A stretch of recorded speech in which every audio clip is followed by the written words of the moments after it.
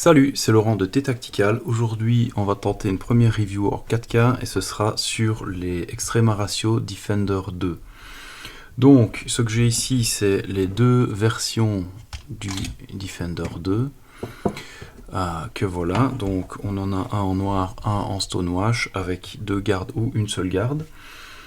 Donc l'histoire de ce modèle, en fait, c'est pas bien compliqué. Ce sont à la base des modèles de type Scout 2 pour être précis, qui ont été un petit peu modifiés pour y ajouter une gorge et une ou deux gardes.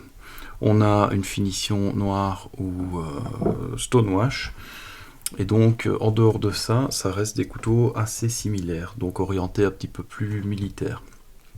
Donc, ici, on est sur un acier N690 Böhler, comme d'habitude, je vais dire, chez Extrema Ratio. Donc, acier chirurgical, tranchant rasoir, rien à signaler de ce côté-là, si ce n'est que c'est de super bonne qualité. Au niveau de la lame, on est sur des lames de type Spearpoint, donc en poids de lance. À savoir que le Defender 2 a une lame un peu plus longue et un peu plus pointue que le Defender 1, c'est la seule différence qu'on constate. Donc la finition, comme je disais avant, elle peut être soit black, comme on voit ici, donc c'est un coating noir ultra résistant, soit stonewash, et là on va essayer de profiter un peu de la caméra pour vous montrer la texture du truc. Comme vous pouvez voir, on voit un peu mieux que d'habitude, donc vous voyez ce que c'est de plus près, la texture stonewash.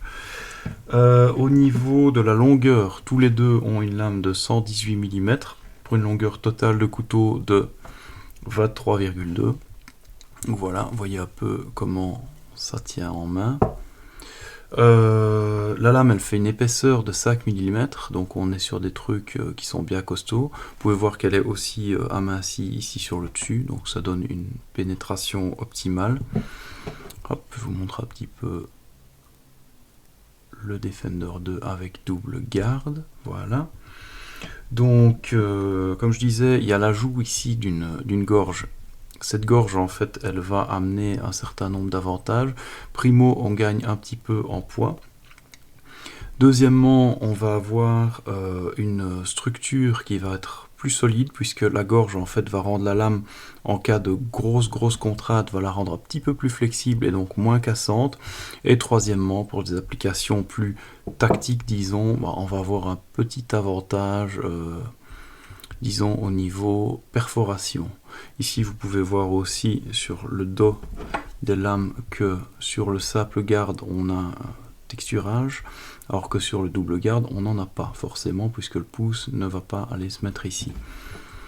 Alors, niveau marquage sur la lame, vous pouvez voir Extrema Ratio, Made in Italy, et de l'autre côté, le modèle du couteau et son numéro de série unique, qui est lié au certificat de contrôle qualité. Au niveau de la poignée, comme d'habitude, il s'agit d'une poignée en Fortprenne, qui est, et ça c'est vachement intéressant, plus fine que ce qu'on pouvait trouver au niveau classique sur les couteaux Extrema Ratio. Donc ici, il s'oriente de plus en plus vers la tendance actuelle qui est d'avoir des couteaux qui sont un peu plus compacts et surtout plus plats. Donc elle est en Fortprenne. Et comme d'habitude, c'est cette texture un petit peu à mi-chemin entre, on pourrait dire, un plastique un peu mou et un caoutchouc dur. C'est confortable, ça se tient bien en main. Comme d'habitude, on retrouve ici cette dépression qui permet de bien caler les doigts. Et ici, ce trou qui va permettre d'éventuellement manipuler le couteau d'une façon plus confortable en cas de transition. Donc, c'est construit en full tank. Donc ici, la poignée en fait vient simplement s'enfiler sur la lame dont le manche passe à travers tout. Vous voyez ici aussi que le manche dépasse, donc il va pouvoir servir d'outil d'impact éventuellement, que ce soit au combat ou pour servir de brise-vitre par exemple. Ensuite, comme je disais, en termes de construction, donc la lame passe à travers tout. Vous avez une lame qui est bien épaisse et qui va, grâce à la gorge, être légère et solide. Donc ça va être un petit peu le meilleur des mondes, quoi. Le meilleur des deux mondes, disons. Donc avec cette gorge aussi, on a une certaine légèreté, et ça se sent très fort quand on manipule le couteau. Au niveau du poids, justement, on est autour de 135 grammes. Voilà, vous voyez un peu la taille du truc. Alors, au niveau des étuis, là, il y a des choses à dire aussi.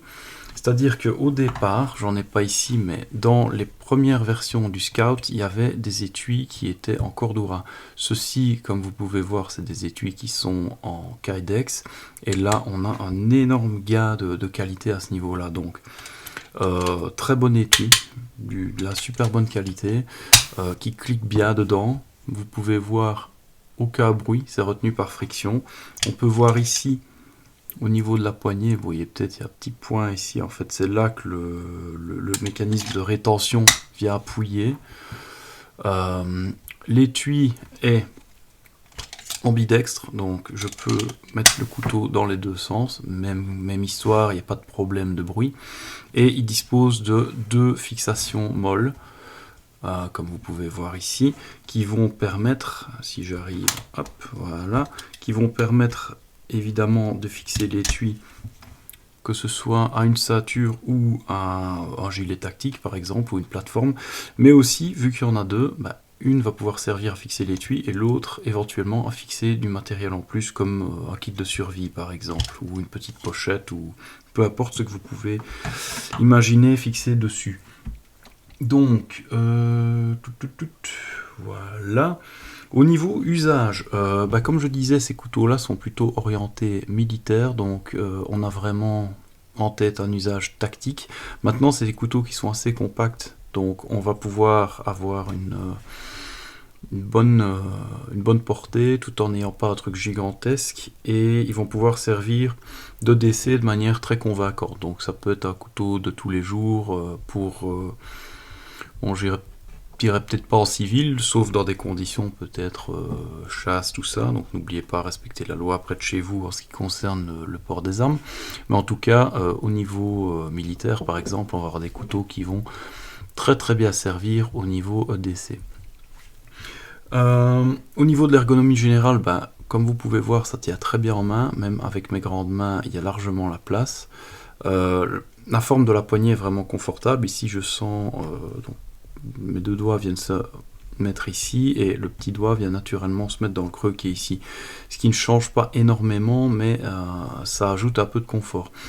Sur la version double garde, le but du jeu, c'est d'avoir une protection maximale. Donc, vous avez la double garde qui va vraiment bien protéger la main. Donc, pour une prise type marteau, c'est optimal. Maintenant, pour une prise sabre, c'est peut-être pas celui-là que je choisirais. Prise inversée, aucun souci, très confortable, ça se met bien, ça protège bien la main.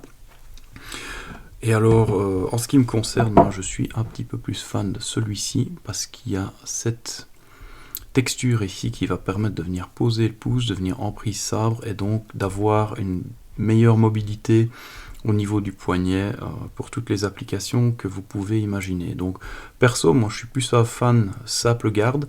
Maintenant ça c'est vraiment une question de goût. Suivant ce que vous voulez faire, ça va être peut-être plus intéressant d'être en double ou en simple garde. À savoir aussi que les deux modèles existent et en noir et en stonewash. Donc vous pouvez avoir double garde en stonewash et vice versa.